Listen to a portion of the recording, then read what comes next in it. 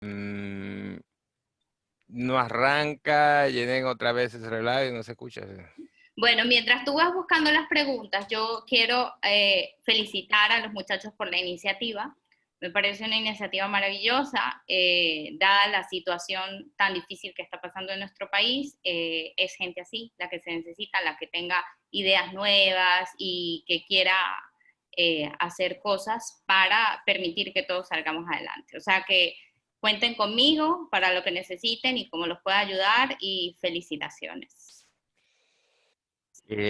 Ahora sí, llegó el momento de las preguntas. Ok, Dice, ¿qué tratamiento recomienda para el síndrome vestibular mientras se espera para ser evaluado por un especialista? ok. Digamos que tú identificaste que es un síndrome vestibular periférico, ¿ok? Entonces, tenemos que una de las causas del síndrome vestibular periférico es que pudieses tener una otitis interna severa, ¿ok? Y otra de las causas es que podría ser un tema idiopático, ¿no? Esta síndrome vestibular del perro viejo, se le dice así. Entonces, una de las cosas con las que puedes apoyarte es con el uso de antivertiginosos. Nosotros usamos la meclicina, ¿ok? Y a mí me va fenomenal con la meclicina. Yo lo que hago es que la dosis total de meclicina la divido en 3 tomas, o sea, cada 8 horas, los primeros 3 o 4 días, que son los días que son más severos, y luego la doy cada 12 horas, ¿ok? Eso aunado a buscar la causa de ese síndrome vestibular, que si es infecciosa, pues hay que tratar con antibióticos, que si es central, hay que buscar si hay algo, qué sé yo, tumoral a nivel cerebral, etcétera, etcétera. Pero como antivertiginoso la meclicina me va súper bien.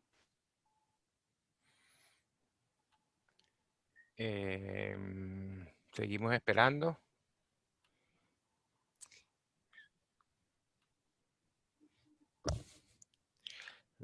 Ahí viene. Sí, los asistentes, ¿cómo se dice? Piensan las preguntas y después piensan en escribirlo así como que, ay, ¿será que puedo? No, claro que sí. Pueden preguntar todo lo que quieran. Pregunten todo lo que quieran, que estamos en horario supervisado. Dice, ¿qué sucede cuando hay epilepsia con presencia de convulsiones? ¿Qué daño existe a nivel neuronal y cómo se puede tratar? Ok, a ver, una cosa es, sí, una cosa es la epilepsia y otra cosa son las convulsiones, ¿ok? Entonces, cuando hablemos de epilepsia primero. Si hablamos de epilepsia, tú tienes que identificar primero si es epilepsia primaria o secundaria, ¿ok? O sea, si es secundaria a otra cosa que está pasando en el paciente.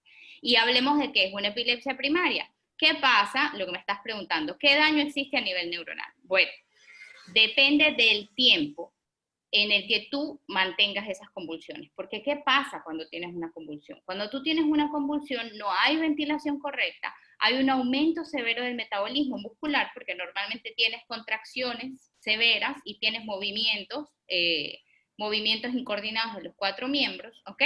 Entonces, si tú mantienes, y además muchas veces hay aumento de la frecuencia cardíaca, que lo que hace es que no se oxigene bien el cerebro. Entonces, si tú mantienes eso sostenido por mucho tiempo, tú generas 2 daños, que son el edema citotóxico y el edema vasogénico. Entonces, el edema vasogénico es la inflamación, digámoslo así, cerebral. Y el edema citotóxico es el edema dentro de la neurona.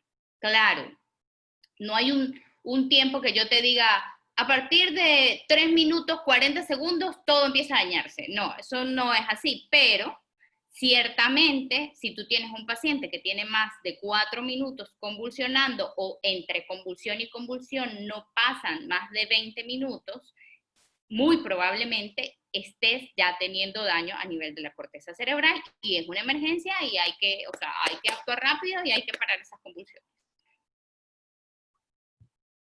¿Y el tratamiento, doctora? ¿Me pidieron el tratamiento? Bueno, Sí. el tratamiento, pues todo depende. ¿Cuál es la causa? O sea, si es secundario, bueno, buscar, ¿no? Que si es metabólico, si es una masa, si qué está pasando, si es una hipoglucemia, porque los cachorritos también les pasa. Ahora, si es primario, el tratamiento va a ser enfocado en el uso de anticonvulsivantes. Entonces, ¿qué anticonvulsivantes usar? Bueno, si estamos hablando de Venezuela, tenemos que tener en cuenta qué tenemos a la mano. Yo no sé muy bien exactamente cómo está la situación de los fármacos allá, pero en muchos países de Latinoamérica no hay muchos anticonvulsivantes, o sea, muchos tipos de anticonvulsivantes disponibles. Y los más comunes son el fenobarbital y el levetiracetam, ¿ok? Yo cuando trabajaba en Venezuela, yo tenía acceso al levetiracetam y al fenobarbital. Entonces, y me acuerdo que el fenobarbital era como con una receta especial. Entonces, si tienen acceso al fenobarbital o al levetiracetam, pues empezar con alguno de estos dos, escojan, eso es una charla aparte totalmente, el uso de antiepilépticos y la epilepsia y toda la cosa, que si quieren se las doy. Pero escojan y empiecen a hacer el tratamiento con este anticonvulsivante a las dosis indicadas. Bueno, hay que hacer niveles del anticonvulsivante en sangre, etcétera, etcétera. Creo que en Venezuela lo único que había era bromuro, creo. Bromuro también, el bromuro también. Lo que pasa es que yo aquí, como yo tengo ya 5 años sin bromuro, se me olvidó. Pero sí, el bromuro también es cierto. Creo que era lo único que tenían en Yo lo Venezuela. mandaba a preparar en la Facultad de Farmacia, en la central. Dice Ana, ahora sí se animaron a preguntar. Sí, sí. Ahí hay uno de Ana Nieves, ¿no? Ya va. Ajá, dice, Fue la siguiente. ¿cuánto tiempo puede durar una evaluación neurológica en el consultorio? Promedio por un médico general. Ana, ¿la señora habla mucho o es calladita? Te cuento, yo lo primero que hago es sentarme a hablar con el propietario. O sea, yo dejo el perro en el suelo. De hecho, hoy tuve una consulta que la perrita estaba ciega. La dejé en el suelo y me senté a hablar con la propietaria. Y como el problema venía de enero, fueron 6 meses de historias. Entonces, como la historia es la parte más importante, o para mí es una de las partes más importantes de la evaluación neurológica, pues eso te puede tomar mucho tiempo. Ahora, si digamos que no está el propietario, o sea, que el propietario no está y que te dejaron al perro, son 12 a 15 minutos máximo. Yo hay muchas cosas que las hago 2 y 3 veces. O sea, por ejemplo, hago la respuesta pupilar una vez, hago el resto de la evaluación neurológica y vuelvo a hacer la respuesta pupilar, ¿ok? Hago la propiocepción, siempre la hago 3 veces, 3 o 4 veces, porque también tengo como un OCD, pero eso no tiene nada que ver. Pero yo repito pruebas, porque a veces ellos están estresados, cuando no me dan una respuesta que concuerde con lo que está pasando, yo vuelvo a hacer la prueba, ¿no? Vuelvo a hacer respuesta a la amenaza, dejo que se calme un poco y repito de nuevo. Pero sí, entre 12 y 15 minutos más o menos. Pregunta Balmore, ¿cuál es el tratamiento básico en caso de emergencia clínica para un paciente convulsivante? Ok, antes nos hablaban mucho del diazepam. Diazepam intrarrectal, no sé qué, y esa era la Biblia, ¿ok? Ahora y yo personalmente he tenido muy buena respuesta al uso de midazolam intranasal, ¿ok? Me ha ido bastante bien. Lo único, digamos, lo único incómodo del midazolam intranasal es que tienes que usar como unos aplicadores, pero por ejemplo los aplicadores de la vacuna de la bordetela no son ideales, pero ayudan, ¿ok? O sea, de no usar nada, prefiero usar ese aplicador, pero sí venden unos aplicadores de gomita en Amazon que son específicos para la administración de fármacos intranasales. Entonces, cuando llega, yo agarro, le pongo el midazolam intranasal. Después de que le pongo el midazolam intranasal, entonces ya normalmente allí se calman y entonces tomo vía, yo tengo acceso a antiepilépticos de uso intravenoso, entonces pongo una primera dosis de levetiracetam de uso intravenoso a una dosis alta, o sea, yo manejo a 50 miligramos kilo la primera dosis de levetiracetam si es un paciente que llega, por ejemplo, en estatus, ¿ok? Y bueno, ya si no se controla, subo la dosis de midazolam y si igual no se controla, entonces ahí ya hablamos del uso de otros fármacos como los anestésicos generales, pero no me voy de buenas a primeras. De hecho, una de las cosas que se está hablando es no usar tanto propofol porque luego el propofol da un despertar un poco errático, entonces los pacientes se despiertan como demasiado, generan como unos movimientos repetitivos que son parte del daño del estatus. Entonces, se usa, pero ya cuando agotaste muchos otros recursos. Ay, qué calor. Jesús Rosas dice, ¿el uso de esteroides los recomienda siendo por un trauma cráneoencefálico? No, Jesús, no lo recomiendo. Te voy a explicar por qué, Jesús. No porque yo soy fastidiosa, no. Sino porque cuando tú tienes un trauma craneoencefálico, normalmente tienes edema cerebral y tienes un estado de isquemia, o no sé si totalmente isquemia, pero no hay una buena oxigenación cerebral. Entonces, al tú usar esteroides, sí, tienen un buen efecto antiinflamatorio, pero el tema es que aumentas la tasa metabólica cerebral y eso lo que te puede generar es aumento en la liberación de radicales libres y más daño citotóxico. Entonces, por eso a la primera no lo uso. Ahora puedo confesar algo. Tengo pacientes en los que después de que manejo el edema cerebral, bajo el edema, ellos mejoran, responden a las 72 horas, por ejemplo, uso y veo que están mejor, pero que no están donde yo quiero. Entonces, a las 72 horas uso una dosis y uso una dosis antiinflamatoria, o sea, una dosis baja de esteroides. Antonio Evia, ¿el estrabismo ocurre por defecto de cuál par craneal? No me dio chance de copiar, dice Ok, este. ok, Antonio, fíjate, el estrabismo, el tema del estrabismo es que tú tienes, depende de hacia dónde va el estrabismo. Entonces, acuérdate que el oculomotor está en todo lo que es el borde medial. Entonces, si tienes un estrabismo, por ejemplo, lateral, es porque toda la parte del oculomotor no está funcionando de manera correcta. Si tienes un estrabismo medial, entonces es el abducen el que no está funcionando de manera correcta. Y si tienes un estrabismo más bien medio, entonces puede ser el troclear y el abducen el que no están funcionando de manera correcta. ¿Ok? Pero todo depende de hacia dónde está la erección. Una de las cosas que tienes a veces es el estrabismo bilateral, o sea que no es un ojo, que son los dos, muy común en los pacientes con hidrocefalia. Y normalmente es porque más de un par craneal está afectado y eso es lo que está generando esa posición anormal de los ojos. Espero que le haya dado tiempo de copiar. Dice, dice Gonzalo Castro, ¿cuál es el daño y el tratamiento de la parálisis facial? Ok, esta pregunta es parecida a la del síndrome vestibular. ¿Por qué? Porque tienes los casos de parálisis facial en donde el paciente, nada, es idiopático, pero lo más común es que esa parálisis facial esté relacionada con procesos infecciosos a nivel de oído y con la inflamación compriman el nervio facial. Entonces ahí hay que resolver la causa primaria. También he tenido pacientes, aunque eso está como, no está como súper descrito, pero he tenido pacientes con hipotiroidismo que me han desarrollado parálisis facial y que luego, al mejorar el hipotiroidismo, mejora el tono facial, ¿ok? Pero normalmente está unido a una causa secundaria. Aquí Karen León nos recuerda bromuro de potasio, diazepam, fenobarbital y Perfecto, levetiracetam. perfecto. Esa es. Valeria dice, buenas noches, tengo una duda. Hace un año murió mi mascota por convulsión. Nunca supe qué fue lo que pasó exactamente. A ella solo le dieron 2 convulsiones.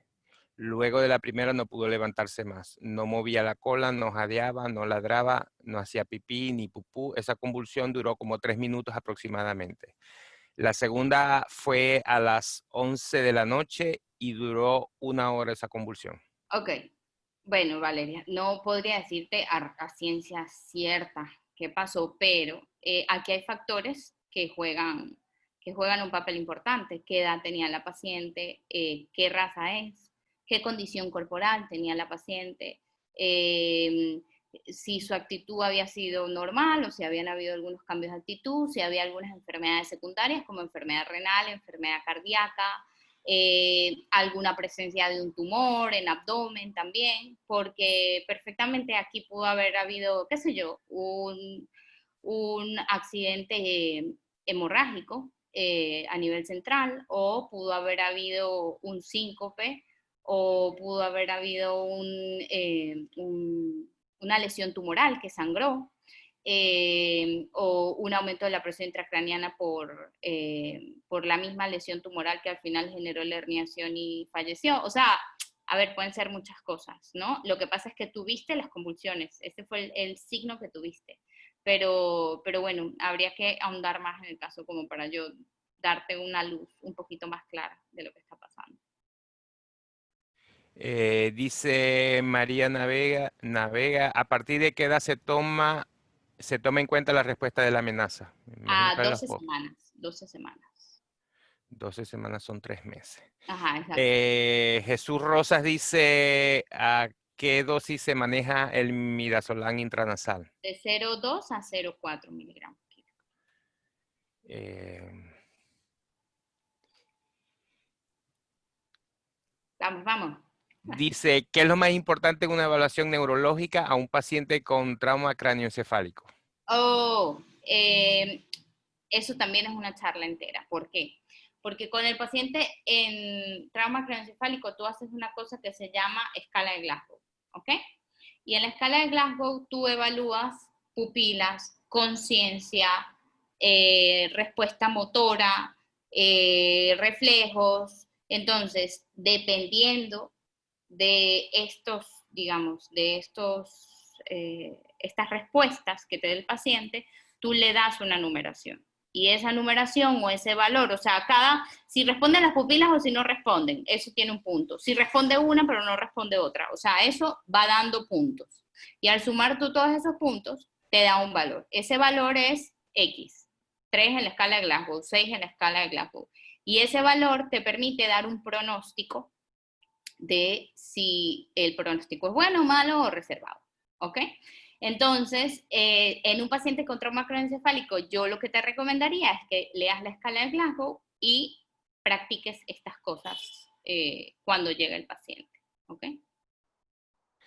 Dice Valeria, era muy sana, de hecho tenía 4 años, la primera vez que la colocaron en la vía fue ese día para poderle pasar un diazepam. Era una pitbull deportista y la veterinaria, la única veterinaria que estaba abierta, que era un domingo, me dijo que podía hacer una erliquiosis.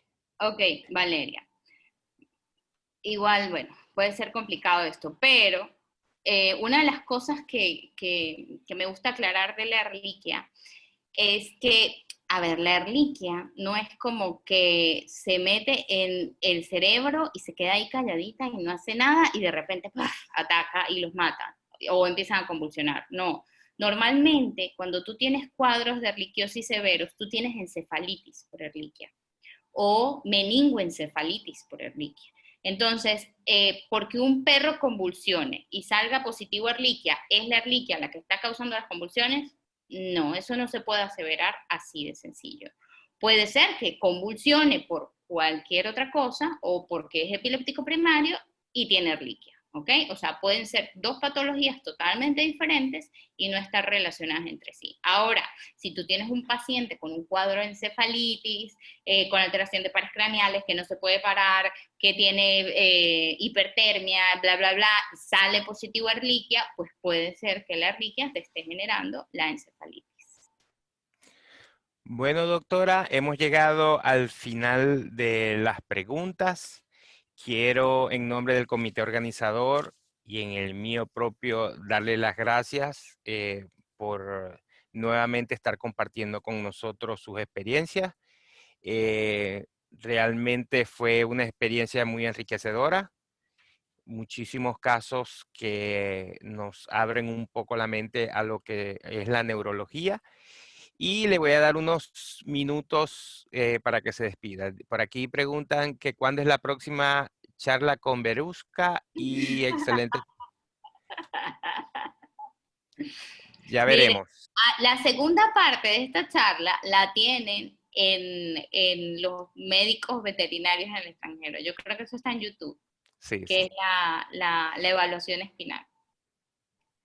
Sí, la pueden buscar en el canal de la Asociación de Veterinarios Venezolanos en el Exilio, que está en YouTube. Bueno, doctora, Besito. muchísimas gracias. ¿No se despidió o sí se despidió? Chao, sí, no, no me he despedido. Una vez más, agradecida por la invitación. Una vez más me pongo en la orden para todo lo que sea apoyar a los estudiantes del país.